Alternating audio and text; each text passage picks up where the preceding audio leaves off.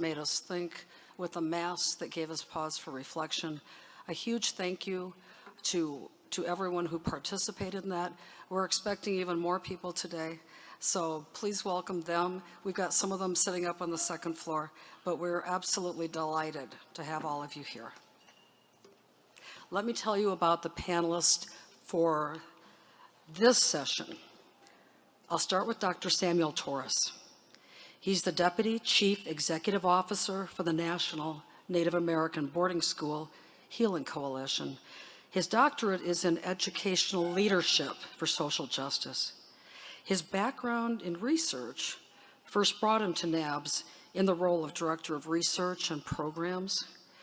His collaborations, including with the U.S. Department of the Interior's Federal Indian Boarding School Initiative, have been key in his work in the areas of decolonizing fixed knowledge systems, working in communities to promote indigenous futures. Sam's focus on accountability has been instrumental in raising awareness and changing systems and providing families with answers.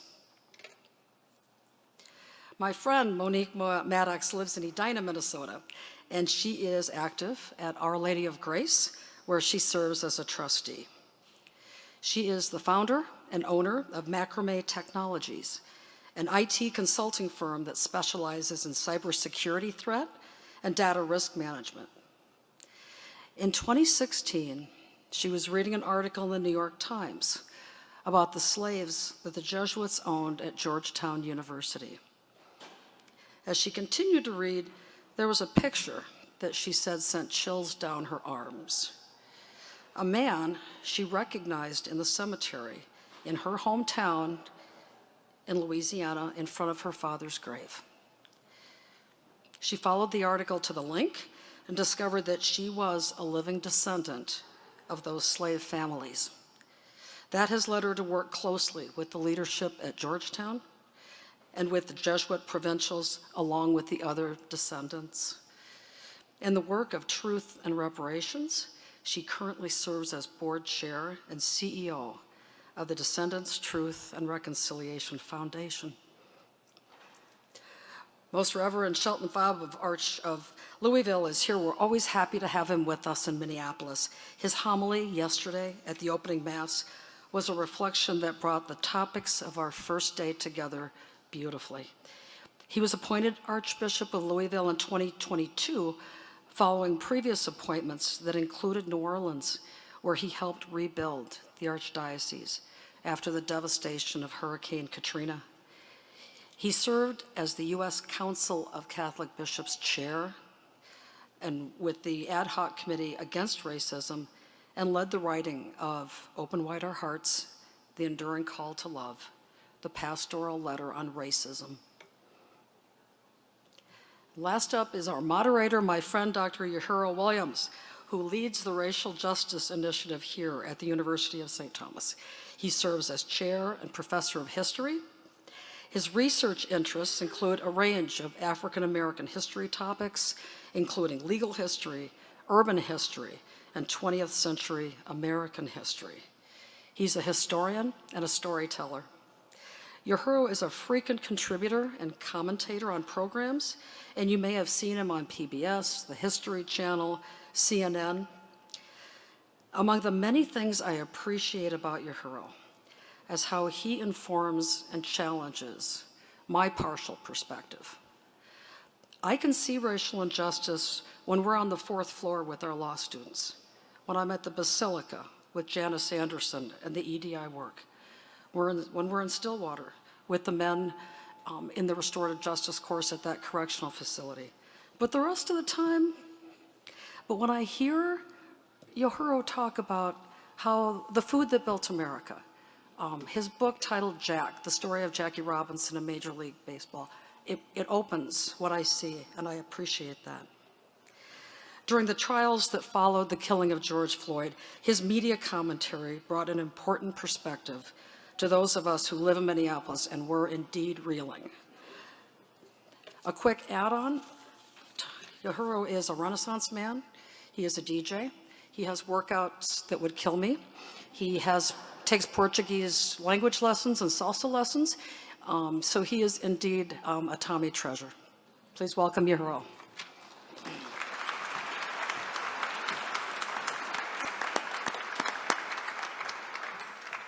Thank you, Julie. Hola todos. Julie said I spoke Portuguese. I had to make sure that I lived up to that. I'm going to ask if we can put our PowerPoint up. We have a very challenging presentation for you today. And before we begin, I want to be clear that your well-being is very important to us. So as we welcome those who are joining us online, I also want to reiterate that this presentation addresses topics related to racial harms, racism, and discriminatory experiences. For that reason, some of the content that we share today, I'm not going to say maybe, will be distressing or triggering to some individuals who have experienced racial trauma or are sensitive to discussions about racism, discrimination, and prejudice. The intention of this presentation is to create awareness, foster understanding, and most importantly, to promote change. We encourage self-care and discretion while engaging with this material. If you find the content overwhelming, please consider reaching out to a support person or mental health professional for assistance.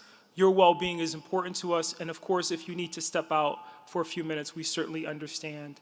And again, want to make sure that you understand that this is a space that you can do that.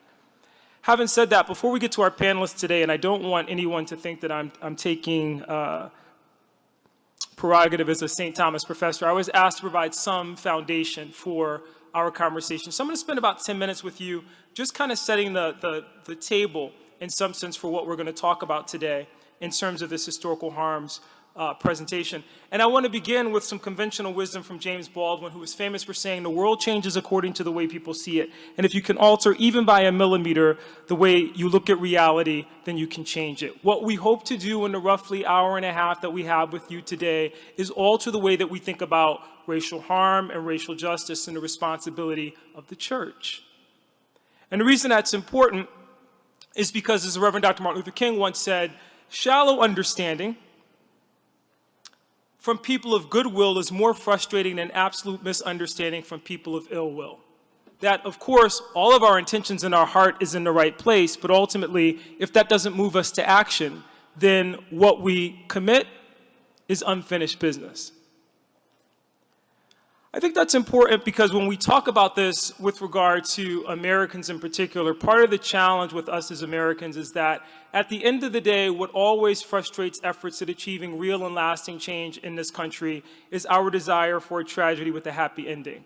I'm sharing that with you in a way that William Dean Howells once gave advice to Edith Wharton as she was embarking on her literary career, where he said to her, Edith, if you want to be successful in this business, understand this one truth about the American people. What they always want is a tragedy with a happy ending. We have a sitcom understanding of our history. We want everything wrapped up in 30 minutes. We want to believe that some piece of legislation or some charismatic leader has moved us to the next level, and so we all are then allowed to get off the exit ramp and assume that nothing remains to be done. Our history is a testament to this. The Civil War and Reconstruction, 13th, 14th, and 15th Amendment. Revolution is done, not quite. Civil rights movement in the 1950s and 1960s. Civil Rights Act of 1964, Voting Rights Act of 1965. Our work is done, not quite. In fact, I want to begin with you today by talking about why this desire for comfort is so dangerous, by talking about my new book, More Than a Dream. In 1963, August 28th represents the 60th anniversary of the March on Washington. John Lewis, who passed away in 2020, and in his final letter to the American people, argued that together we can redeem the soul of America, experienced what it feels like when people don't want to honestly face the truth of our past. In 1963 at the March on Washington. He was the youngest speaker, and the Kennedy administration, in order to sign off on the march in the first place, wanted A. Philip Randolph and Martin Luther King and the other leaders of the march to assure him there'd be no violence. But the Kennedy administration also wanted to take a look at the speeches beforehand, and the person who got that responsibility was Archbishop Patrick O'Boyle. When Archbishop O'Boyle read John Lewis's speech, he went to A. Philip Randolph and he said, I will not deliver the invocation if this speech is delivered in the way that it has been written.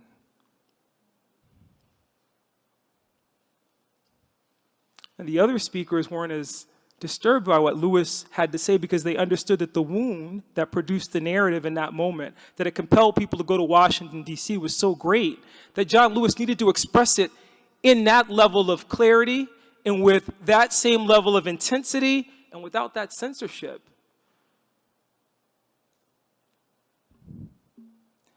Because it's difficult for us to see and appreciate when we are whitewashing, homogenizing, making comfortable, uncomfortable truths. Doesn't mean we have to shame and blame people, but the reality is that we have to deal with the truth in its unedited version. Otherwise, we get the sitcom understanding. I share that with you because in a lot of ways, as Curtis DeYoung has argued, and I love this quote from him, reconciliation occurs between equals, and you don't have equals if my comfort means that we can't tell the truth about what got us in this space to begin with. It was such an incredible panel yesterday at the end of the day with my colleague Amy Levad and others talking about this from the perspective of reconciliation and why we have to be very careful in the way that we define reconciliation. I am a big proponent of the importance of historical recovery because without historical recovery, without a foundation of what happened, we can't talk about getting beyond what happened. I want to be very clear in sharing that with you, that in a lot of ways, when we think about yesterday's panel, one of the things that I loved at the very end was this conversation about representations of Christ. And if it would make a difference, I love this at the very end yesterday, if the representations of Christ and the saints and the Madonna that we saw were different, if it would somehow alter, ha-ha,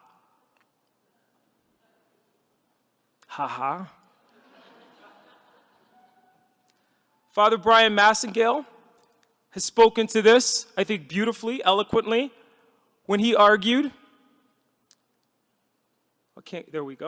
when he argued, for most of our bishops, and I would argue for most of us, they don't have sustained interactions with persons of color who can acquaint them with the basic facts of life and reality. On some level, they don't want to articulate that we live in a world that privileges white lives because if they face that fact, that reality, then they're called to change it. I think that's something that people don't want to do. I think what they also don't want to do is something I have to talk to folks about when I talk about the March on Washington and remind them that just 6 weeks after the March on Washington, 4 little girls were killed in the 16th Baptist Church on a Sunday morning. And that was the response to the nonviolent call for change that Dr. King and others offered on August 28, 1963. But I want to remind people that white Christians and black Christians in separate churches stood on separate sides of picket lines over the issue of racism because racism isn't just a sin, racism is idolatry. Because when white comes before Christian, there's no question of what you privilege and what you worship first. What's first in that articulation? In fact, as much as I love Catholic social teaching, and I think Catholic social teaching is a tool for dealing with these issues, it's important for us to recognize that Catholic social teaching is often, sometimes talked about in ways that privileges white body supremacy. We say each person is sacred, white being first among equals. Well, there's no first among equals, there's simply equals. See, it's going to be uncomfortable today. Y'all very quiet. That's okay with me. Number 2, each person is social. All people have rights and responsibilities. We care for the people who are poor and vulnerable. Workers have rights. Workers have dignity. Solidarity is our call. We care for creation. But we can't do those things without dealing with the ways in which, and Professor Torres will speak to this today, we have denied the very people who were here first and embodied this space the very right to their existence as human beings. We can't say it and not mean it and talk about it in ways that call us to deal, to grapple, to interrogate the history. And then say, when do we get to the good part where we all say we're sorry and we move on? Just 2 more minutes with you here. My good friend Jim Bear Jacobs loves to say that part of the problem in this is that whiteness needs to be innocent.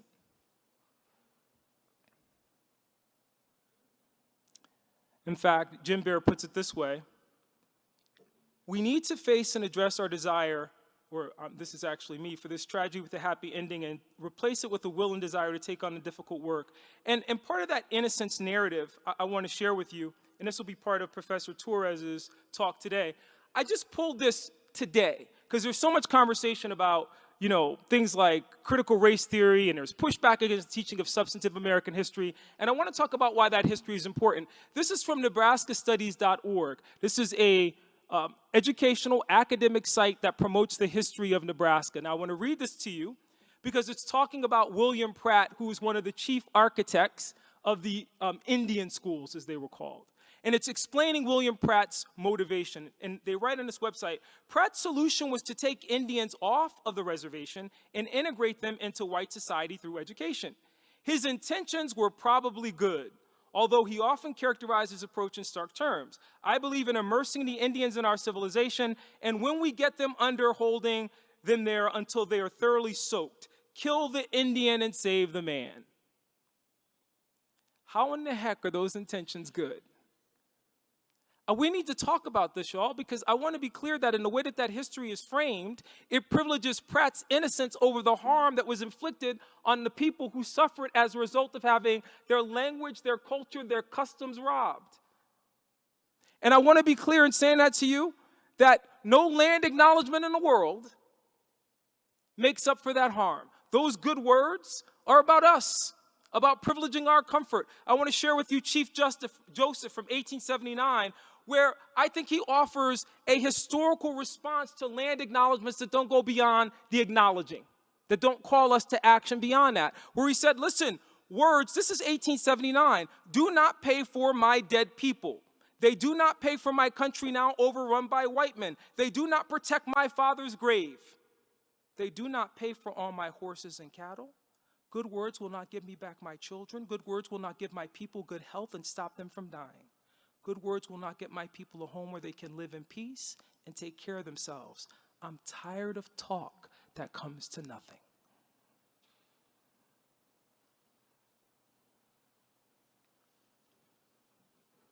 Spent a lot of time talking about the Indian schools with you in particular. I'm going to skip that for just a second. And I just want to establish for a moment why this is so important in our contemporary moment, because I think about Bradley Onishi's book, Preparing for War, The Extremist History of White Christian Nationalism and What Comes Next, to remind people, and I'm going to just give you Romans here, for although they knew God, they did not honor him as God or give thanks to him, but they became futile in their thinking and their foolish hearts were darkened. Claiming to be wise, they became fools and exchanged the glory of the immortal God for images resembling mortal man and birds and animals and creepy things. If that's not a description of the Ku Klux Klan and some of those costumes I saw on January 6th, I don't know what is. Because they're privileging white over Christian. The man over the message. And I will go back to Pratt for a minute. And when you say Indian schools and those images of those young children dressed up as in white respectability cloaks is idolatry, is a sin.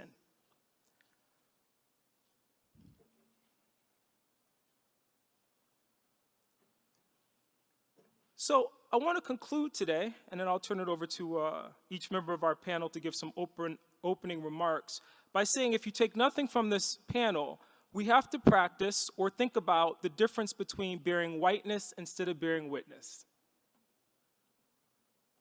I'm going to say that again. Y'all are very quiet today. We need to think about the difference between bearing whiteness and bearing witness, because the church has been, in a lot of ways, even our conversations about reconciliation have been about bearing whiteness, about innocence, about who's guilty and who's not, about the work that we do. I'll give you a good example of this. There's so many people who run around talking about, and I want to be clear, and this is a minority opinion, but oh well. We've got to change the name of this building in our community because it represents harm and injustice. But did you ask the people who lived in the community what the echoes or the scars of that injustice are on them and what they'd like to be changed? Because the land acknowledgement is about our comfort, about our privilege in deciding what constitutes reconciliation, restitution.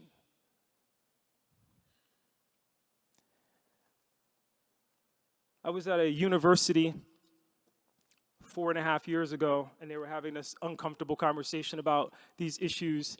And a young woman stood up in the middle of a presentation and said, I don't know why we're spending so much time talking about whether we're going to change the name of this building when we have less than 4% students of color at our institution. We should be more concerned with increasing the numbers of students of color at our institution. And now in the aftermath of the Supreme Court's decision in Fabre versus Harvard this summer, we should be thinking creatively about how to make sure that restorative justice practices in reducing racial harm and trauma means creating spaces where people no longer have the opportunity to say, as Father Massengale spoke to, that, well, I don't see him here and that's okay because that's some history and some past and something that I don't have to deal with. I just live in the present, and oh well, we read the land acknowledgement, and that's just fine in terms of what my commitment to justice has to be. Conclude with you on this note. I love that image. Some people can't breathe, some people can't see. Psalms, their idols are silver and gold, their work of hands. They have mouths, but they do not speak. Eyes, but they do not see. They have ears, but they do not hear. Noses, but they do not smell. They have hands, but they do not feel. Feet, but they do not walk. And they do not make a sound in their throat. Those who make them become like them, so do all who trust in them. In this moment, my message to you before I ask Dr. Torres first to stand up and share with you his perspective is to recognize that if we don't see, and we don't speak, and we don't stand, and we don't act, and we're not uncomfortable in that process, then what we will build in this moment is another idol to indifference. What they'll say about us a generation from now is what we say about the civil rights generation, unfinished revolution. We had the opportunity, we had the means, we had the insight, but we lacked the will because we just didn't want to be uncomfortable. Because we just didn't want to be uncomfortable. Comfort is an impediment to justice in the same way that indifference invites a continuation of the harms that we associate with racial trauma in this country. I conclude with you on this note. Why did it take people 9.5 minutes to see George Floyd suffocated under the knee of Derek Chauvin to recognize the simplistic Christian value that is exemplified in Catholic social teaching and the dignity of human life, for people to rise up and finally say, oh yeah, Black lives matter. We should make a commitment to the preservation of Black life. We should do more. And why is it that 3 years later, people are ready to get off that exit ramp and go, too much, had enough, tired of hearing this. You're asking too much of me. You're asking too much of us, of our institutions, of our values. I would submit we're not asking enough. Dr. Torres, I invite you to speak. Thank you.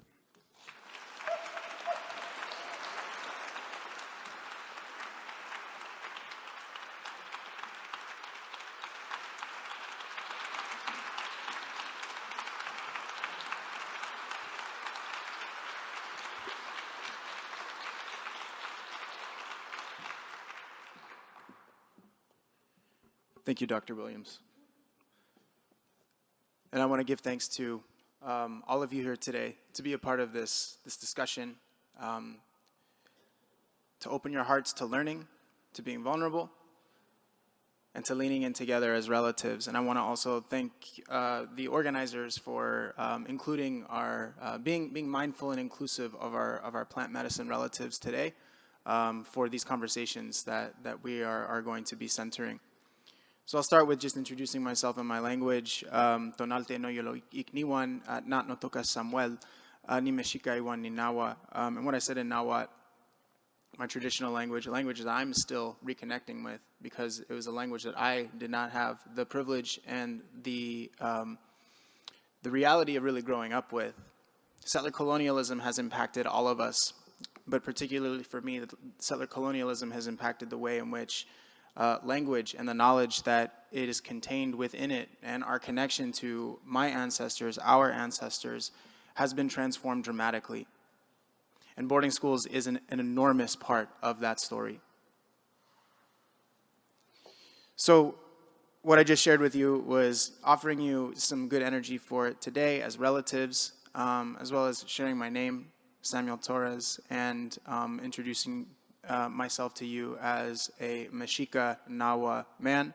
I'm from Los Angeles, California, is where I was born and raised. Most of my relatives are from Zacatecas, Mexico. My family, we are Native Mexican, particularly Mexica Nahua.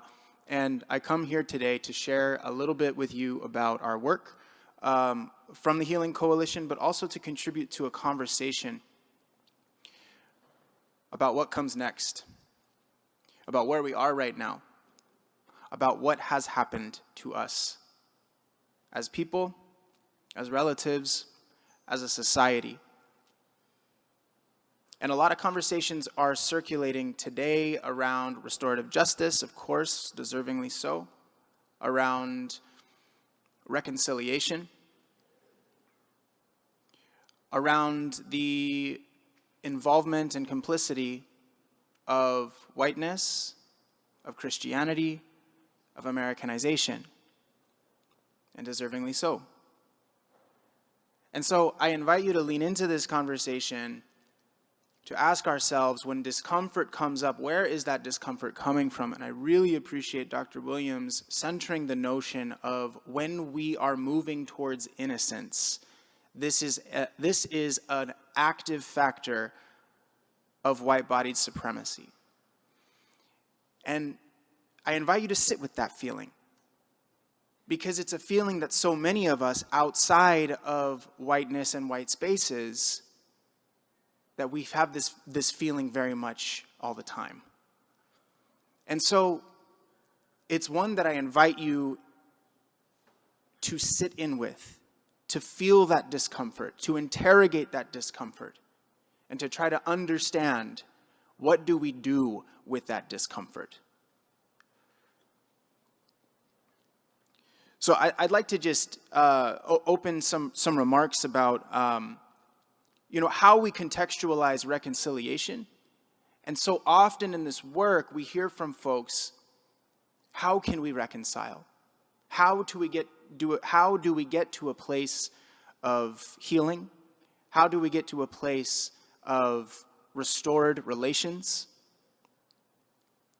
And these are very tough questions to answer succinctly and concisely, because prior to that, we have to, as Dr. Williams alluded to, confront the realities of past injustices and how those past injustices contribute to those material conditions that continue to replicate injustice. And sometimes that means that's interrogating traditions, interrogating past patterns of practice that sometimes are articulated as dogma. And so therein lies another discomfort, right? Because there is comfort in tradition. There is comfort in dogma at times. And so when we're interrogating these aspects of ourselves, of our practice, there can be some ample discomfort. And I share these words because reconciliation often is a destination that folks point to first in this work with boarding schools, in racial injustice altogether. And what is reconciliation if we don't confront those material conditions, if we don't grasp the root of injustice?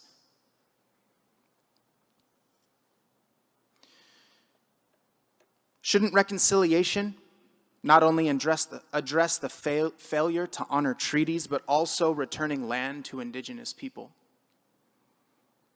Settler colonialism, aligned at times historically, we must confront with Christianity via the doctrine of discovery, manifest destiny. Both structurally and epistemologically, settler colonialism have greatly fractured the premise of reconciliation given the massive social, economic, and political power asymmetry between indigenous nations and settler states. Reconciliation really can only take place when the impacts of structural and epistemological colonialism are restored and transformed. Just as healing cannot meaningfully take place without justice, reconciliation is unattainable without transforming root causes and sources of domination, and in some cases dismantling those systems of oppression.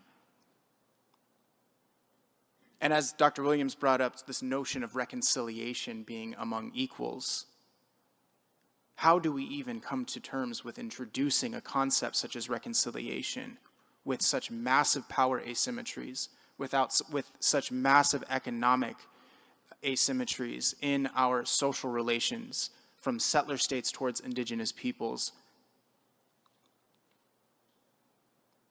Once a path is charted, though, with an attention and a commitment toward examining truth in past injustices, truth in history, examining a commitment, charting a path towards justice and accountability, and moving toward healing, can a process of restoration be truly transformative? And I would invite us to move towards that notion of transformative justice, how root causes and oppressive conditions can transform social relations. Centering a focus on addressing root causes and comprehensive outcomes, transformative justice seeks to change inequity and power abuses within society as well as those personally involved. The notion of transformative justice recognizes the need for survivor safety, healing and agency, but also collective accountability and the transformation of the social conditions that perpetuate violence. Collectively, the interplay of truth, healing, and transformative justice are necessary to meaningfully invite the possibilities of reconciliation. The concept of reconciliation is a profound one. It's truly a powerful one. It invites the coming together of two groups with the intent to resolve injustices, crimes, conflicts. It is not a destination, but a possible framework requiring a deliberate intent to repair that has been harmed, an examination of those roots, and an ongoing vigilance to ensure such restoration.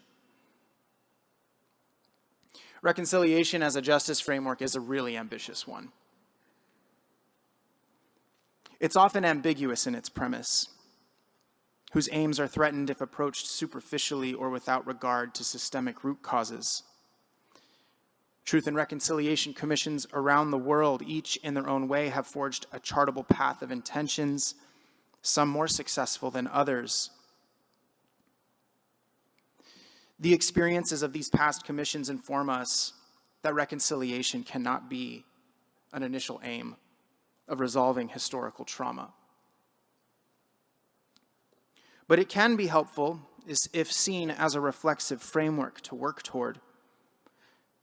They remind us of a central issue and guiding ethos that these processes are all faced with. Reconciliation often finds itself subsumed under efforts of charity and saviorism, serving to evasively maneuver from guilt and disarm its impact. A sort of settler move to innocence. Scholars Eve Tuck and Wayne Yang state specifically, quote, "Those strategies or positionings that attempt to relieve the settler of feelings or of guilt or responsibility without giving up land or power or privilege, without having much to change, much at all, are examples of settler moves to innocence."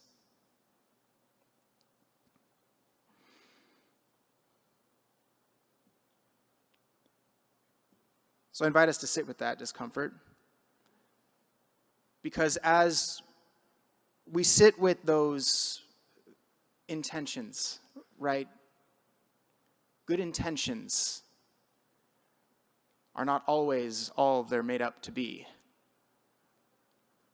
Often decentering ourselves and inviting those impacted, truly impacted, to lead processes that can move us towards a transformative new reality are often the answer. I think spaces that are prepared in this way, that walk a path toward reconciliation, though they do not seek reconciliation, they seek restoration. Reconciliation may be possible, but it is dependent on how we tend to these crucial moments that require attention to truth, justice, accountability. consistent demands for the following continue to be made by generations of Native people that have been afflicted by the traumatic legacy of Indian boarding schools in the United States. Access to boarding school documents in church, government, and private archives and collections. This is something that religious leadership could step into immediately. The examination of the location of children in marked and unmarked graves at boarding school facilities, such as ground-penetrating radar, magnetometry, and other geophysical methods.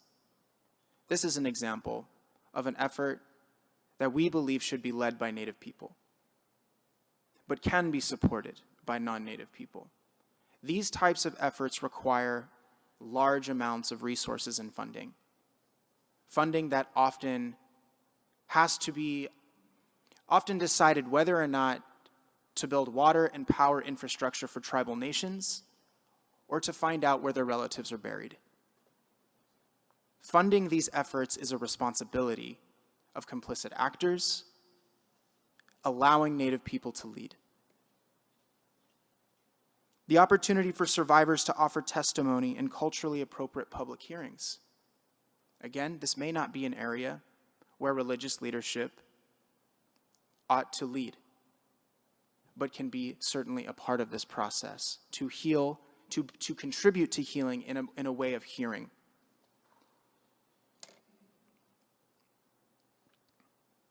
The restoration of language, culture, lifeways, and land.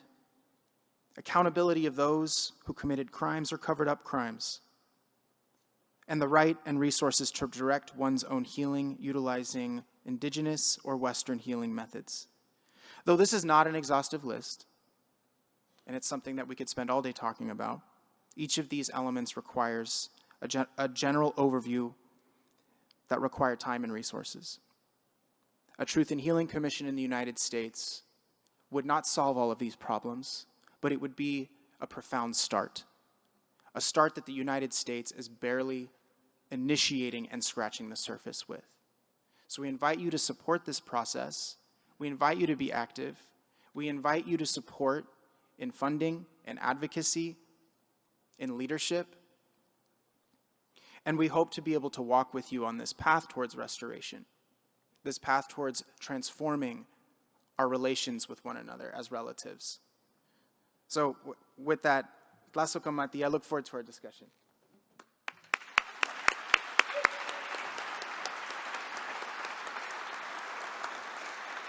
Ladies and gentlemen, thank you, Professor Torres. I will remind you that you have index cards on your tables. These are for questions which the organizers will bring to me to be able to share with the speaker. So if you have questions, you can begin to compile those. I'd like to now invite Monique Maddox to offer her comments.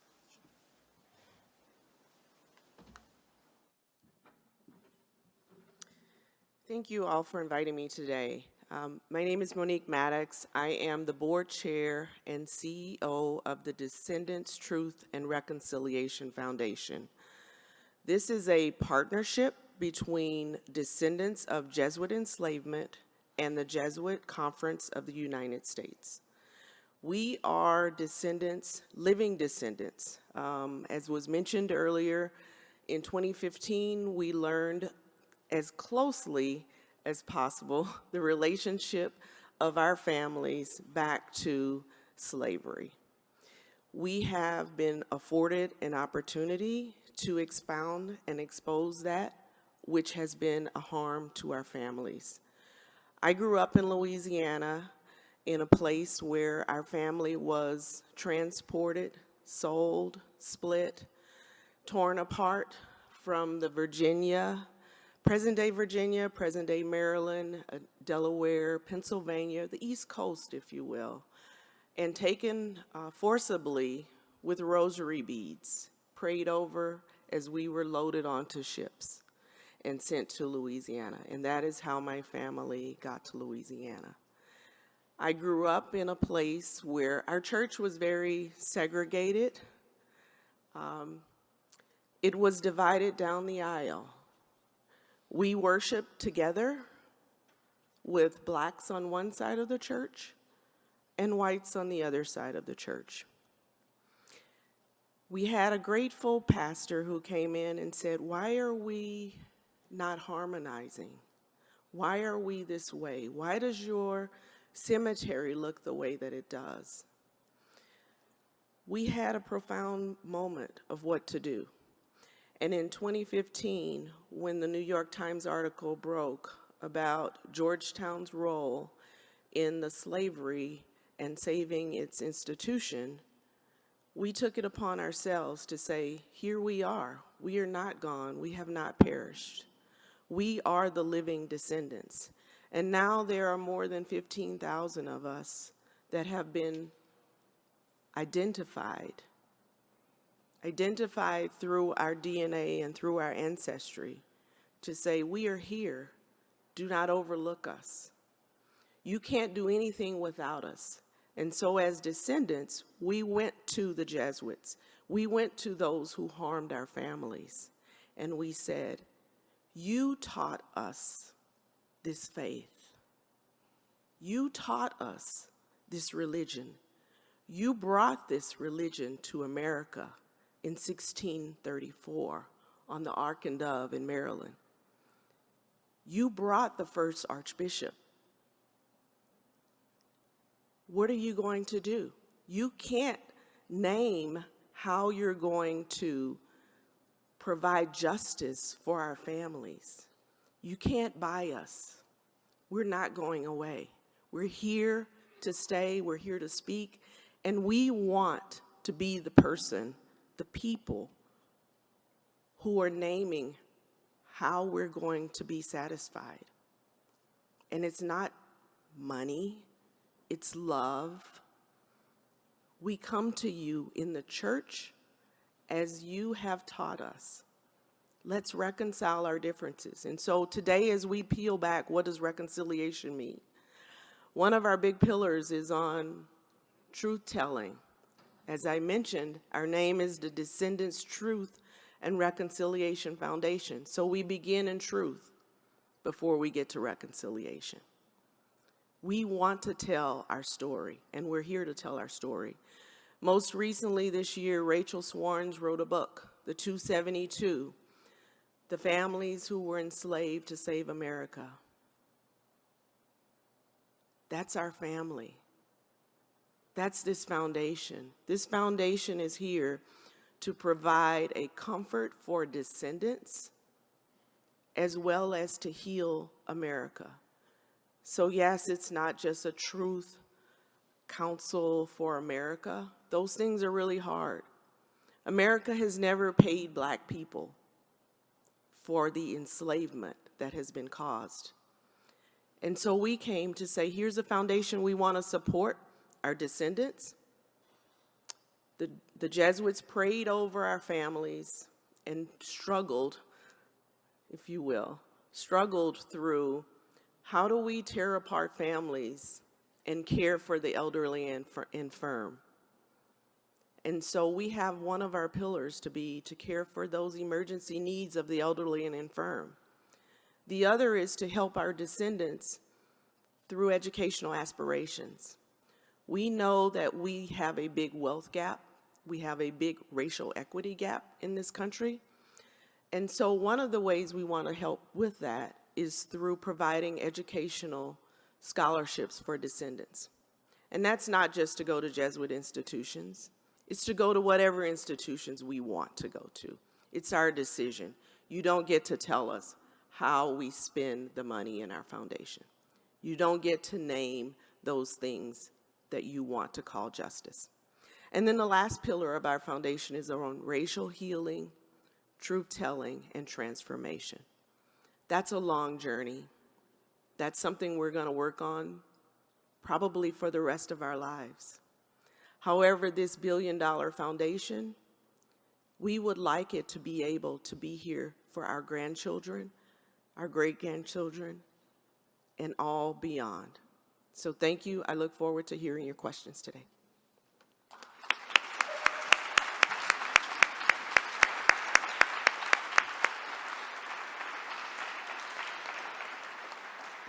Finally, Reverend Fabre.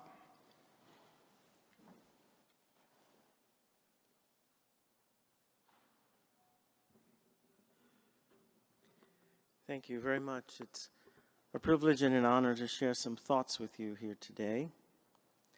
I want to share an experience that I had, and I face these questions as a man of the Christian faith and someone who looks to what is it that our Lord Jesus Christ invites us to bring to these conversations, something that has arisen throughout our discussions thus far.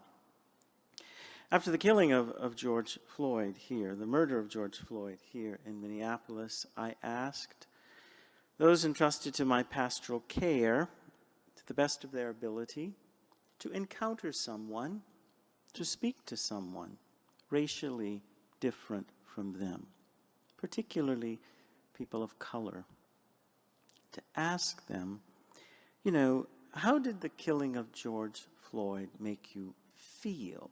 Not what you thought about it, but how did it make you feel? And I got various reports back from people who accepted that challenge, but there was one encounter between two women, a Caucasian woman and an African American woman. The Caucasian woman had accepted my challenge to speak to someone different from her, and she did. And these two women began talking about their teenage sons, who both were getting their driver's licenses. And the Caucasian lady said she was speaking about how much freer her life would be, how she was looking forward to not having to ferry her son from one place to the next, that she would have so much more time. And she said, and the lady to whom I was speaking very patiently listened to me. And then she said, and then I asked her, well, what about you? What about your son? And she said, the African-American mother said, well, I'm so delighted to hear what you've said, but I am absolutely terrified that my son will begin driving because I don't know what's going to happen. What happens in his encounters with the police or with others. Here's the point. The Caucasian lady said, Bishop, at that point, I understood. I had greater insight. One mother to another mother. I understood her fear for her child. And I understood, and I know what that is like. And I want to say, I think that was an occasion between those two women where really heart spoke to heart. And one was open to listening and open to dialogue and open to understanding. And I think part of it is precisely that. Because if you look at sacred scripture, the heart really is a symbol for the whole person. God says very often, I want their hearts. God wants his people. He wants them in their totality.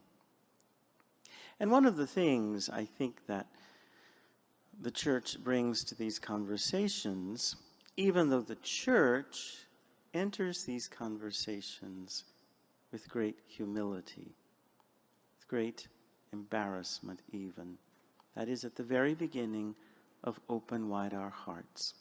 It is only with great humility that the church can engage in these conversations. But I think that whole notion of a conversion of heart to understanding, and Jesus encountered people one-on-one and brought them to deeper understanding and to conversion. That's at the very, very center of Open Wide Our Hearts and is captured even in the title. I think one step towards reconciliation or forgiveness or healing or restorative justice, a very important step, is the conversion of the heart at each and every person, first and foremost, to understand what has happened, to know it and to understand it as that mother said, I understood. I understood. And with great respect and knowing that there is a lot that we have to do in the realm of laws and things of that nature, civil rights, things of that nature, I do think one of the things that the church brings to our efforts is a recognition that laws will not get us to where we want to be. They're very, very important. But I do think it's a conversion of heart so that we do the right thing because it is the right thing to do. Where we do see one another as equal.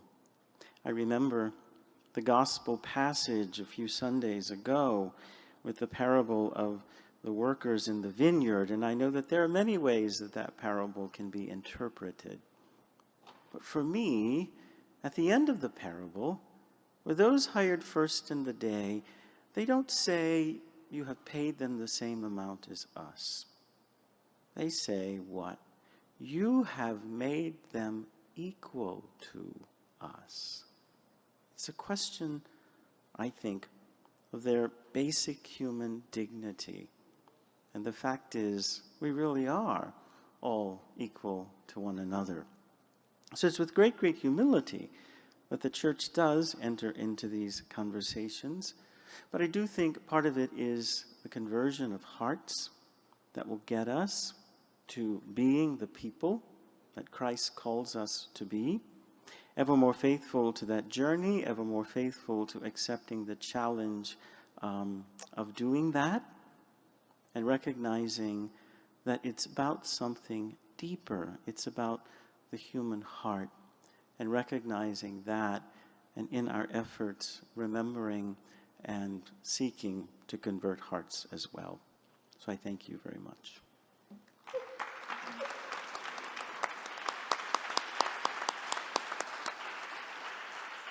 We have a number of questions, some great questions, some provocative questions. I thought it would be hard to match that incredible panel from last evening, but I think some of these questions have matched them. Just want to remind folks, if you have additional questions, please make sure that you fill out one of these cards, and they'll get it up here so that I can share it with the panel.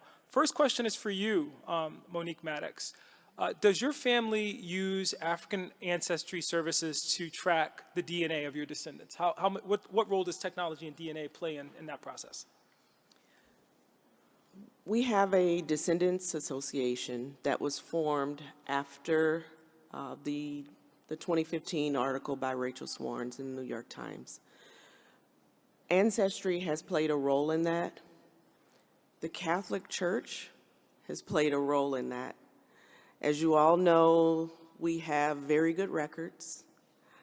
It was really easy for me to read that article and say, Jackson Hawkins, that is my great-great-grandfather, 3 years old on that slave ship.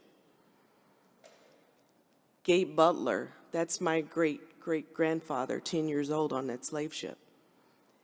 I had the benefit of my mother and her sisters being around and to say, that's my grandfather. That's my Aunt Nan. That's my Aunt Susan.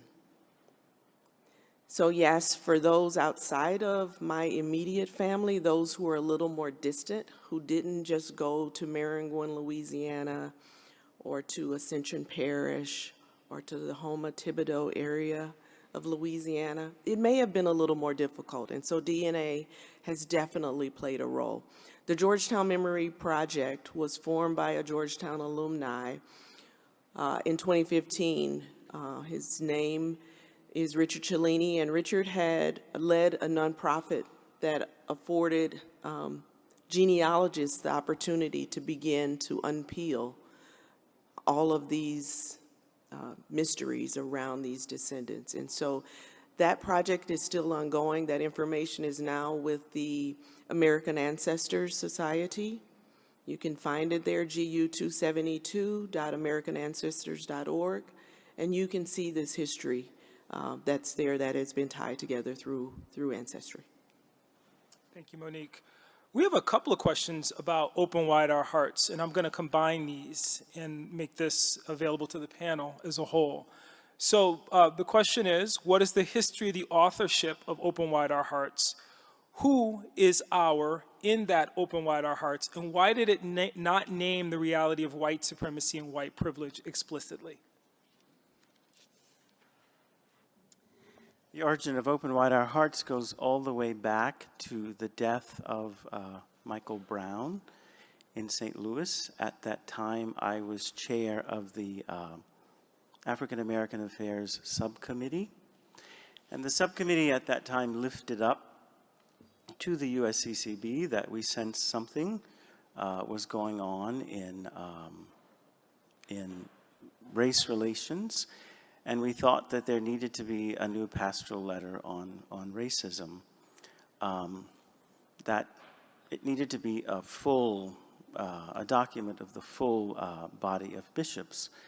In 2017, while Open Wide Our Hearts was being drafted, Charlottesville happened, and the bishops established the ad hoc committee on racism, and part of its mandate would be to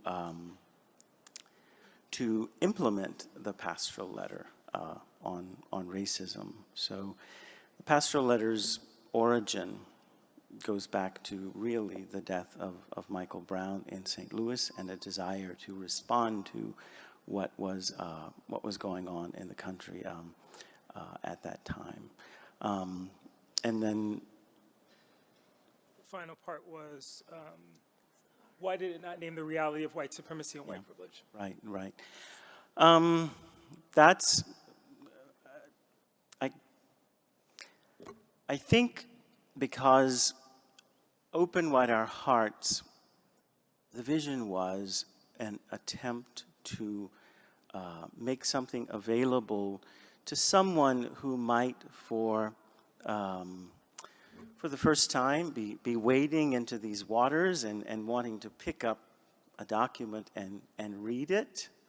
And those are, I don't deny them, but I think that those are concepts that one comes to understand over time.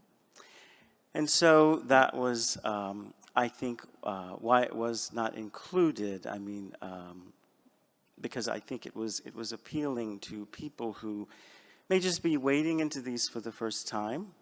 I hope in the future that the church will issue other documents on racism, and maybe as we seek to implement this at that time in the future, it could be included. That was, I think, the thinking of why not. Let me ask a follow-up to that, because it's a theme that's emerging in the questions, and I think it's something all of you touched on in your presentations. And Father, I think you named something around a sensitivity here. There's a line. Some people are ready for this level of conversation, and then some people you have to walk through. It's like baby steps to get to a place to even acknowledge some of the hard truths that Professor Torres and Ms. Maddox and yourself talked about. How do we navigate that? And that's a question for the panel. How do you navigate that? I think first and foremost, as you don't back away from it. I think I think a lot of it involves listening, and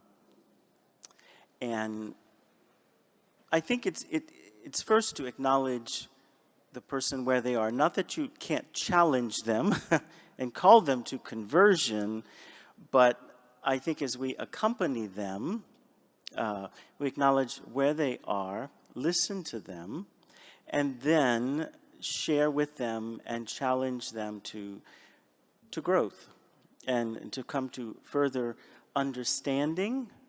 I go back to, the mother who, at least as a mother, understood. That's an opening point for further conversation and to draw her into it. So I think you first acknowledge that it has to be done and seize those opportunities to do that one-on-one or with groups. So that would be my response. Thank you. Monique? Thank you. I'll just respond quickly. We'll do my best to be concise, but I'm much less studied on the Open Wide Our Hearts development of the drafting and the history behind it from a fundamental standpoint. But my understanding of this neglect of naming white supremacy and including it as a central formation for where we are in our current society, as well as its connection, its fundamental connection to faith community and religious leadership, is I think a document like this very much speaks to serving as a barometer of where we are in the social, cultural, and political consciousness of race relations, of the understanding and interpretation of white supremacy and how it is, and its various implications, historical and contemporary, to our current society. I think it's important to be reminded that one of the reasons why we are in the place we are today and feeling like there's so much work to do is I think that there has been a very stubborn and persistent lack of addressing of these concepts for generations. There is a series of concentric economic and power structures that have benefited from white supremacy, that have not been moved to address it historically. So in order to address the reality that the dominant holding society, let's call it in the West, but in the United States for our experience, right? There has been not this desire to move to change because there is too much to give up. And so as I want to connect this back to sort of this, what Dr. Williams brought up is this notion of innocence, and then what I brought up as the settler move to innocence. I think it's tied here, where when we have conversations like naming and centering white supremacy, and the need to decenter it, to decenter whiteness, and the power connections that it holds, there is always something that must be given up. And that's power, that's privilege, that's resources. And those are necessary elements. And I appreciate the Archbishop's mention of the conversion of heart, because I think that's an enormous part of this, right? We also have to be reminded that it was the legal system that allowed for many of these injustices to happen.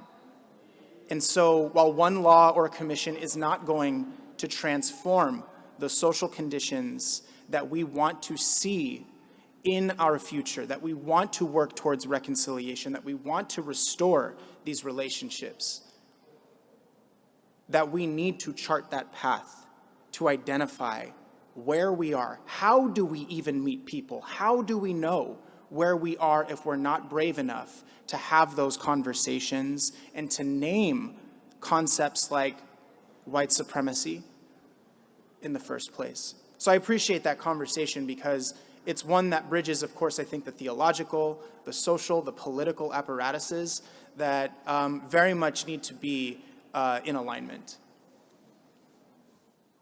If I could, I would add that white supremacy is only one group. As a Black person, we've been harmed by many different groups of people. So to single out and say, why is white supremacy not named? As a Black person, I would say there are many other groups that can be named if we look back historically as well. This is such a fascinating conversation on so many different levels. I want to underscore something here too. I'd ask you to think about this in the context of history in this way. when Professor Torres talks about government complicity, William Pratt, who I mentioned, who was on that Nebraska.org website, convinced the federal government in the pursuit of Indian schools to provide abandoned military installations, which became the foundation for the creation of those schools. So there's this relationship that he's naming where white supremacy is then carried from the church into the secular, into the education, into the fabric of the society itself. So that process of disentangling is important. Having said that, I also want to point out to you, I spent a lot of time talking about 1963. Dr. King's letter from a Birmingham jail, I think, speaks precisely to what Archbishop Fabre is talking about in this sense. King is writing to the clergy in Montgomery who have come out against the march and said, hey, can you slow down? Your actions are unwise and untimely. And I think Open Our Hearts in that moment was saying, we don't want to be on the wrong side of this conversation in terms of being the folks who say it's unwise and untimely to talk about what's happening in Ferguson. And yet at the same time, we recognize there are a lot of people who feel like what's happening in Ferguson is unwise and untimely. Follow me here? Real talk. I should have said in the preface to this question, asking for a friend, because I grapple with this a lot of times, is that you find people who don't want to hear about white fragility, don't want to hear anything about Ibram Kendi, are triggered by certain names and certain concepts. And yet, I always say to folks, and this is very true, and I think Open Our Hearts is a good example, certainly the writings of Pope Francis, or my favorite, Pedro Arrupe, allow us a conduit within the Catholic Church to speak specifically to issues of racial justice where I never have to go out of the fold, but people have to be comfortable enough to be uncomfortable in dealing with what Arrupe says when he talks about privilege in 1973 in Valencia, Spain, and he goes, all of us have privilege, and all of us have to be willing to, in a way that Professor Torres talked about it, give some of it up. I don't have to do it with Robin DiAngelo, but you still got to be uncomfortable.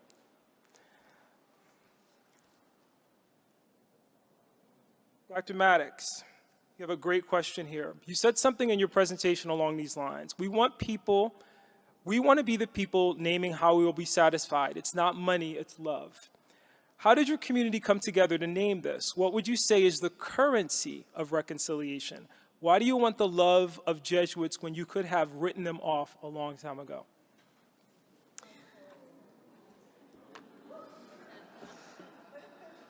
I'm going to ask the hard questions. And as you said, we can't shy away from uncomfortable moments. So as a descendant, I will say that it is uncomfortable. Not all descendants agree with this foundation. Not all Jesuits agree with this foundation. Not all Catholics agree. I meet many Catholics who are apprehensive about, what are you doing? What does this mean? How will this affect me is what they're really getting to.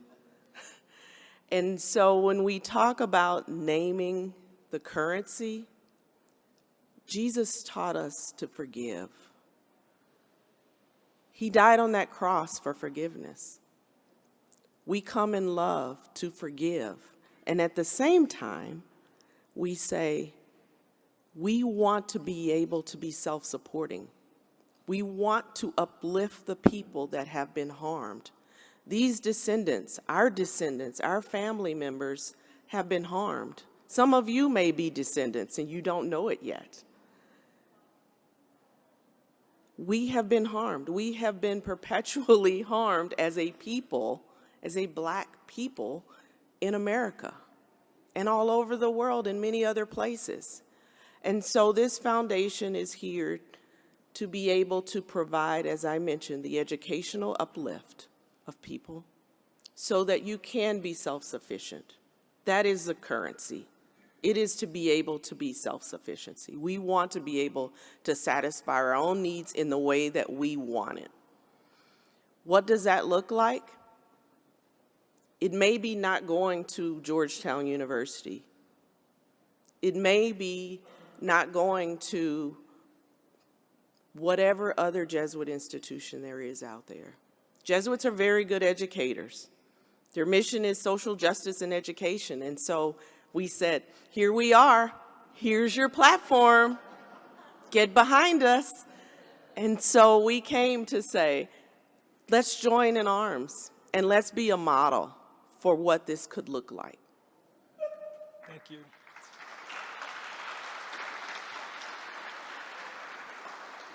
Professor Torres, I have a very long question for you in multiple parts. And by the way, I so enjoyed getting to know your work. I'm really appreciative of everything that you bring to the table. But I'm going to try to ask this question in a way, and feel free to tackle it in any way that you like. For nearly 2 centuries, the federal government, the Catholic Church, and at least 12 other Christian denominations operated boarding school institutions designed to wield education as a means of assimilating Native children into settler culture by stripping them of their language, values, cultural, and spiritual practices, often violently. The history and impacts of the U.S. Indian boarding schools have largely been written out of history books and continues to be left out of the American social, cultural, and political consciousness outside of Native communities and tribal nations. Since 2012, the National Native American Boarding School Healing Coalition has been seeking to change that with their mission to lead in the pursuit of understanding and addressing the ongoing trauma created by the U.S. Indian boarding schools. From the Healing Coalition's perspective, what are the essential considerations to center for a society that has just barely begun to acknowledge the history and impacts to Native people? There's a thesis in there somewhere, I think.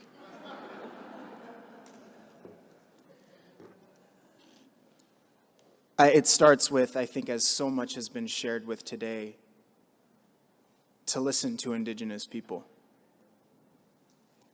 and to be willing to act when asked to.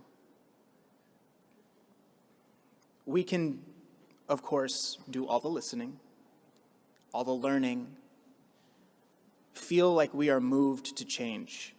But if we are not moved to act, we are siding with status quo relations. We are not merely talking about historical impacts. We are talking about how settler colonialism, utilizing the vehicle of education of Indian boarding schools, how that has tremendously transformed the social, economic, cultural, and political power, apparatus, whatever we want to call it. Those spheres of influence have been dramatically shifted. And we are still seeing the impacts. As I mentioned previously, when tribal nations are having to decide whether or not to earmark appropriations to make sure that there is clean running water for their people, or to find out where their relatives are buried at boarding schools. It resembles a reality that because tribal nations are having to interface with these questions at all, an environment that does not have clean running water or electricity.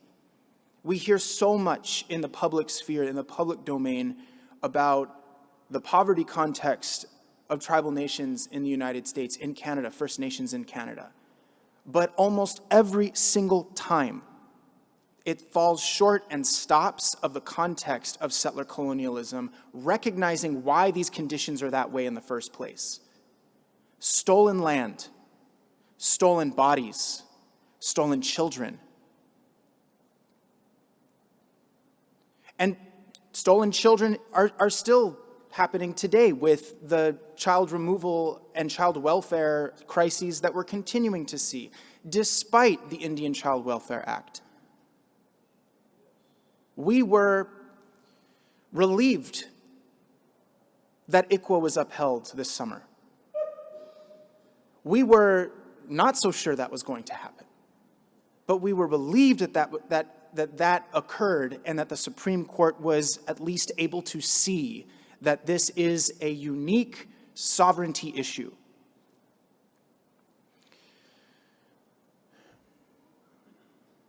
So there's so much to be said about this question, and I'll try to keep it brief, because fundamentally we need to be able to be moved to act. Again, even if it requires us to be in those spaces of vulnerability, of humility, as the Archbishop mentioned. A lot of folks, particularly in leadership, are concerned about, well, what happens if boarding school records and archival documents are released to tribes, descendants, the general public? Should we be prepared for further lawsuits? I would say that that is a question that we're asking too soon. Why are we not caring for those individuals that were greatly impacted by the physical, sexual, psychological, and spiritual abuse? Why are we not concerned for them first?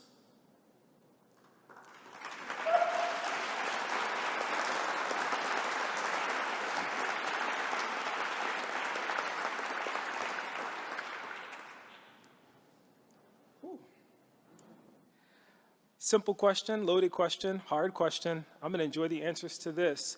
But I'm going to preface it in saying it this way. I watched when Minneapolis, in the aftermath of the murder of George Floyd, when the urban unrest started in this community. I remember walking up to Fort Snelling and watching Minneapolis burn from Fort Snelling and being overcome by the irony of standing in a place of trauma, witnessing a trauma, and trying to reconcile the historical trauma with the reality of what was happening in this place. Here I am looking at the marker to the executed, martyred Native leaders, thinking about the history of Fort Snelling and its relationship to settler colonialism and to American chattel slavery, and then watching the fruition in our contemporary moment of our inability to deal with those things manifest itself in the burning of buildings in our community. Here's the question. We'll start with you, Archbishop. Should the U.S. have a nationwide Truth and Reconciliation Commission of some kind?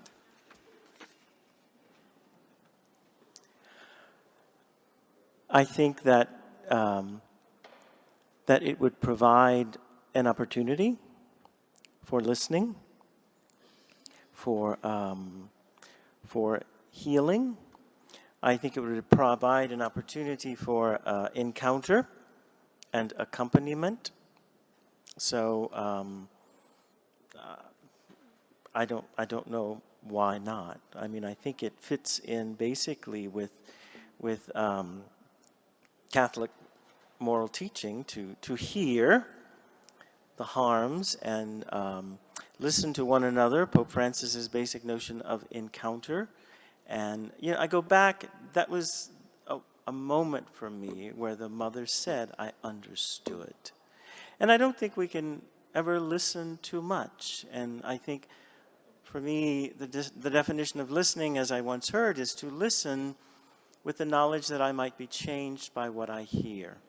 So from that perspective, that this commission would listen and maybe we might be changed by what we hear, I would see it as a way forward.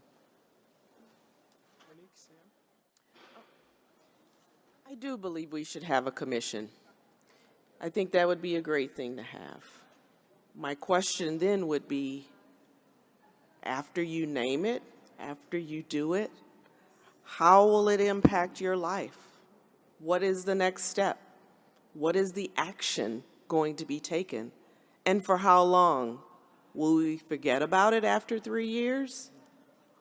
Or will we continue down the path of trying to transform and heal this country?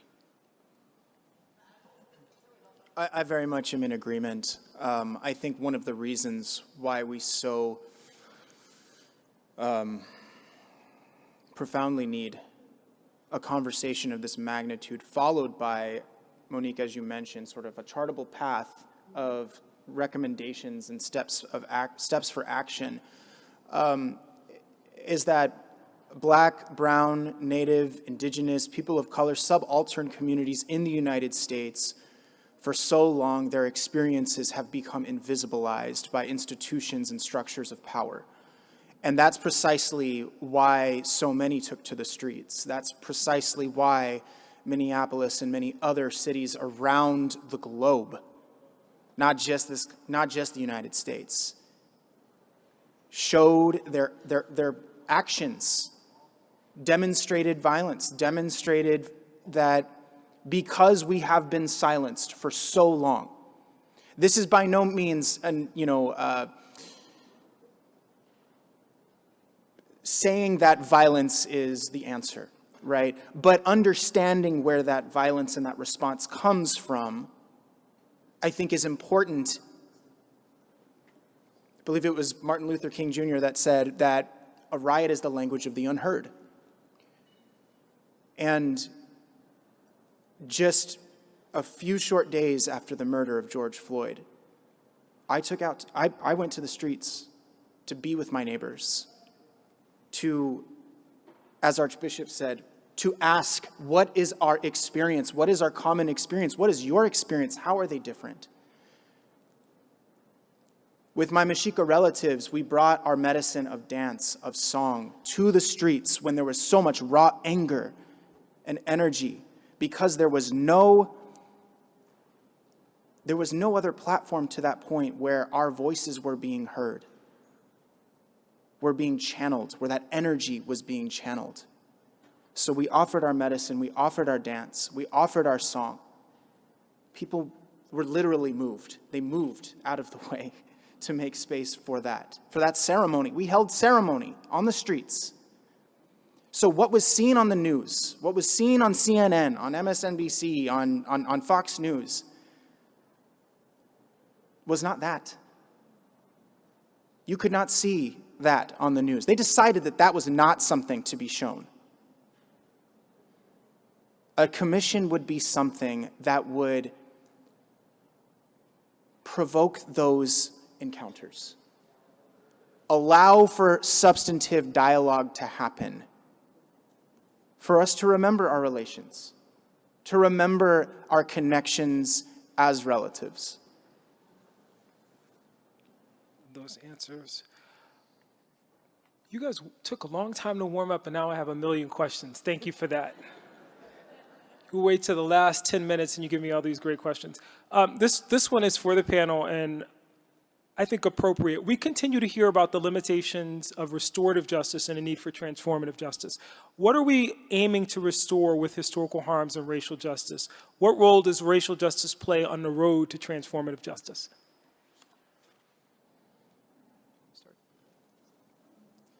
Sure. Racial justice is only one aspect of transforming America. The race conversation is one that is so deep in this country. We tend to center a lot of things back to that. And so that is what I believe is the reason why we always talk about racial injustice. It is one way of naming the harms to people.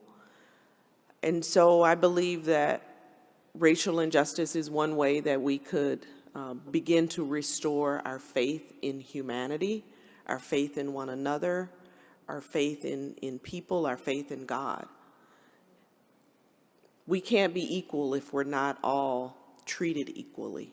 There will be no equal if we're not treated equally, racially, whether that is through dollars, whether that is through programs, we need to be treated equally.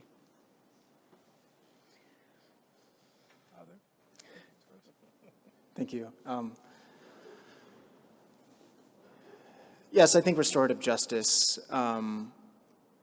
is absolutely essential to how we address the social, economic, and political injustices and inequities that we're seeing in our contemporary moment.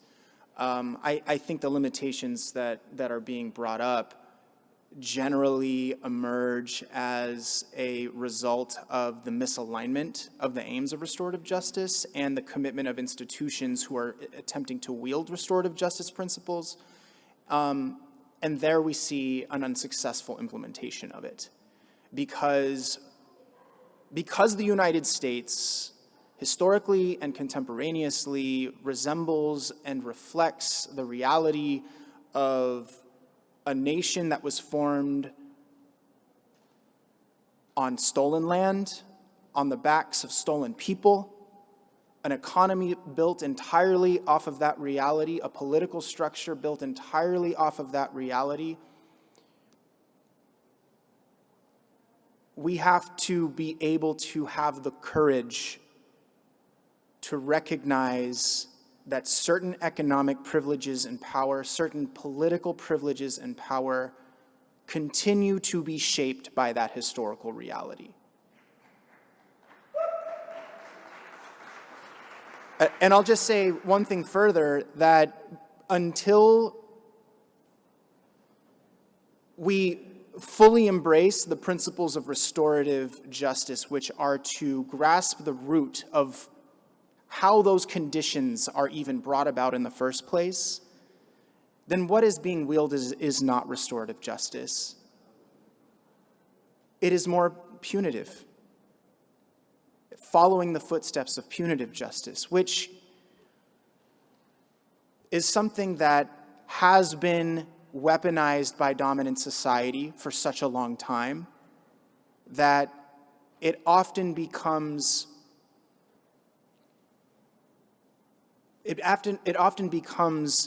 that status quo tool that continues to be felt by subaltern bodies and people, communities and nations.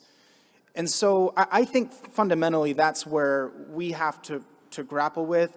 Racism is an extension of that, and it's often how we communicate those differences in power and difference.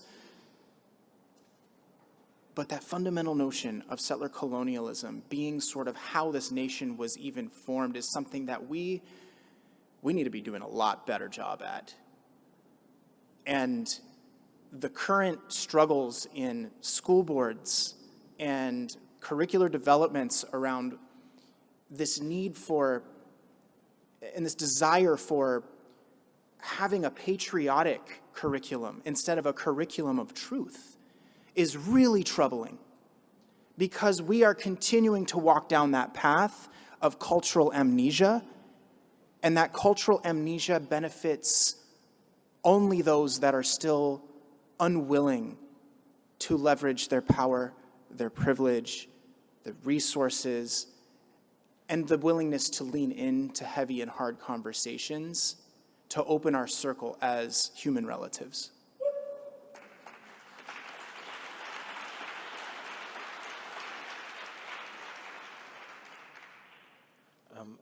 Very quickly, I think, if you go, again, spiritually and theologically, that the whole notion of conversion involves a lot. It's a total turning around of one's understanding, a total conversion of one's life.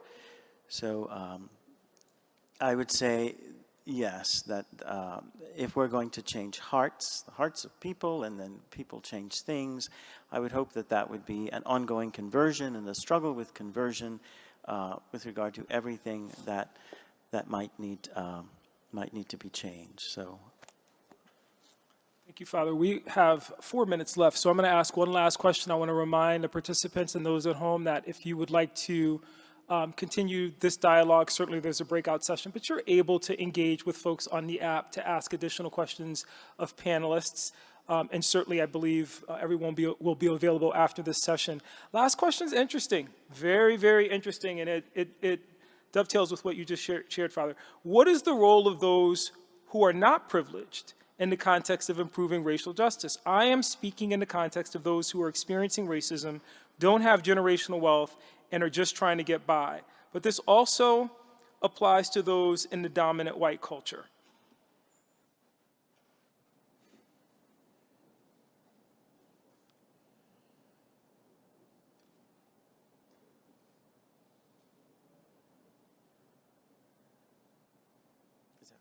It's for the panel. I just wanted all of you to sit there and look uncomfortable for a moment.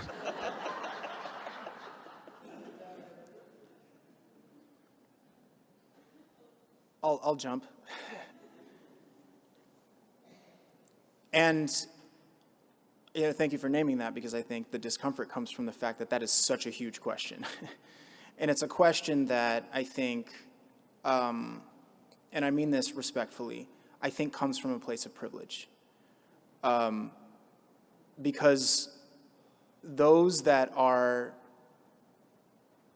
the role and the role of those that are oppressed or that are feeling the burden of settler colonialism, of white supremacy, those that bear the scars and the obstacles of historical trauma, of intergenerational trauma, have the right to exist without needing to have a designated role in how we restore things. And so I'm gonna try to conceptualize this question in more of a generalized sense of what, instead of thinking of it perhaps as expectation, more as perceived, maybe passive role. And I think that is the right to exist and the right to be restored. Nothing further. Certainly, there will be those that engage the courage to share their stories and their lived experiences and their testimonies. That is also an excessive and undue burden. In the work of the Healing Coalition, we hear from boarding school survivors on a daily basis. Every time a story is shared with us, there is a deep offering, an offering that they know that they are making, that when we accept those stories, we make a commitment to fight for them, to love them, to honor them, and to advocate for them. I have no expectation for anyone who has been traumatized by the government, by the Catholic Church, by the Jesuits, by Christianity, that they have a responsibility to tell their story. Absolutely not. They hold the right, deserve the right to be able to exist and to be in a space to be able to be restored. It is, at the Healing Coalition, I would consider us to be warriors in this struggle. A group of Native people who have strong, courageous Native people who have committed to be able to do this work, which also carries a burden. But non-Native folks, religious leadership, faith communities, there is a lot to be done that can be done. And for those that are willing to speak up, that have been oppressed, that continue to be oppressed, we need to do that. We need to do so, to do that work in gratitude for them sharing their stories, and then a commitment to be able to respond and to act. I'm going to jump in there very quickly and just share this because it's an interesting question. I mentioned Pedro Arrupe earlier, 1973, Valencia, Spain, Men and Women for Others. Arrupe says something in that which I think is a challenge to all of us because he reminds us that all of us have, to a certain degree, privilege. We may not recognize it as privilege, and I think it comes down to the story that Fabre shared with us. I'm going to give you a good example. The March on Washington in 1963, women are not included. So there are women on the planning committee, but then you have to have Pauli Murray write A. Philip Randolph and say, I don't think that it's right that we're having this national march on Washington for jobs and freedom and not a single woman is represented. You're simply setting us up to have to come back here in 10 years and do this again because you didn't, address this evil. I think that in the same sense, when we recognize whatever little privilege we have, that should make us more sensitive and more open to understanding the larger work of dismantling privilege altogether. I, as a black male man of color, know the sting of racism. I don't know the double bonds, the intersectionality of what black women experience. And so my male privilege and dominance that I have in society in those areas should give me greater sensitivity over those who are experiencing it in other ways, should make me more sensitive, should make me an even greater warrior, should put me even more in the fight because I've got the privilege of understanding what it feels like to be discriminated against. There's real power in that. It's the naming, it's the sharing, it's the advocacy. Please thank this amazing panel. Father Fabre, Mr. Torres, Ms. Maddox, thank you. Yes, thank you. Thank you.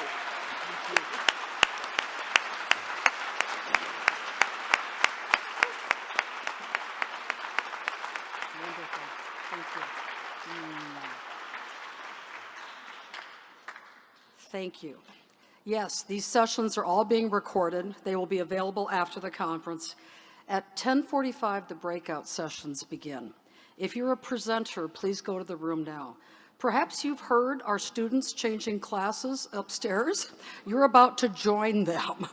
When classes open out, the tech team knows to bring the volume up. I don't know if you noticed that or not.